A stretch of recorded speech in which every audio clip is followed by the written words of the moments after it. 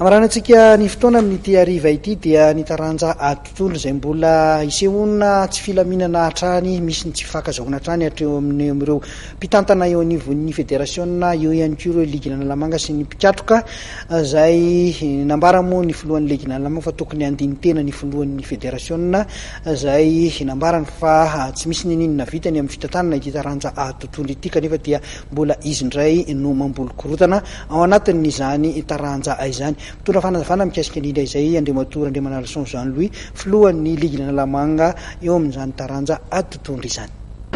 Ny tena marina moa zany hoe voadingana tsy marina izay ny antony dia izao nisy fotoana izahay ligy 12 ery Madagasikara tonga teto Antananarivo nanao azeno tamin'ny herintaona izay nampiantso tanteraka any Andriamatoa président fédération Herinam Rabarson hiaraka dinika taminay amin'io izay resaka ambavany izy fa tsy resaka taratasy amin'ny fampetona ny premier vice-président ny AGG Bosco izay tsy tonga tamin'ny fivoroana izy tamin'ny mandroa dia tsy fantatray hoe inona marina tena ataony satria aminay ligy atreto aloha zany dia tokony misy taratasy mipetraka mazava tsara ary inona ny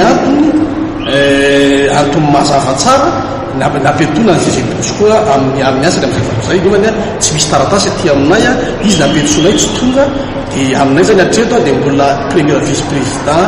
amin'ny boxa AGG Bosco Andria Manamposo. Ny zavatra tahaka zao ihany koa dia tokony andiny tena ny fédération mba izay tena mpandrosoana n'ity box ity ny masoana fa tsy hoe maty fanintsika foana ifangalam-parakona nenao manjery tahaka andreo satria raha fijerinay ligy solitenany ligy amin'ny teny eto ary tena sahako ny teny an'izany fa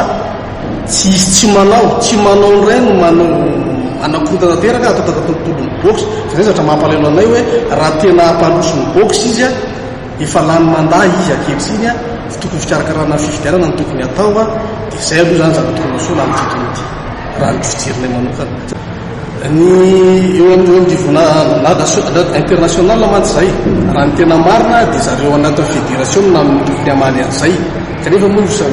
taty amiko le teny dia ny azoko ambara fotsiny dia tsotra ihany ianao hoe le disadisa zay tsy mipetraka tsara antran'izy amin'ny rahalahy no mahatonga an'io satria ny fomba fijerinay azy dia mametraka tsara zahay fa raha tsy misy any Andriamatoa AGG Bosco ny taon'ny fédération dia tsisy nandeha tamin'olo ty tontolony tontolo ity fa noho izy zay président fédération zay nrasanay hatramin'izao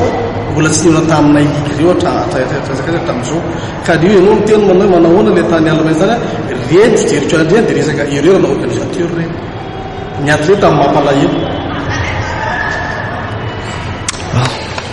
Ya misy tokoa ny azo ambara mahakasika ny fanokafana tamin'ny fomba ofisialy ny agriculture tato amin'ny commune urbaine Antananarivo dia iarahantsika malala moa fa misy miresabe zay ataon'ny gazety eo amin'ny gazety voajeo izay tokony milaza amin'ny zavatra marina sy mahitsy fa tsy tokony olakolana amin'ny zavatra tahaka an'ireny satria tsy androso mihitsy tsika raha ohatra ka mahitsy ny mpitantana araky ny fanatanjahantena no karakarainy nefa dia avadika ho zavatra hafa ohatra fotsiny tiako sindrianina amin'izany eo amin'ny fahatongavany Andriamatoa filoha Marc Ravalomanina teo aloha ny nanotrona izany fanokafana amin'ny fomba ofisialy ny Bogota izany.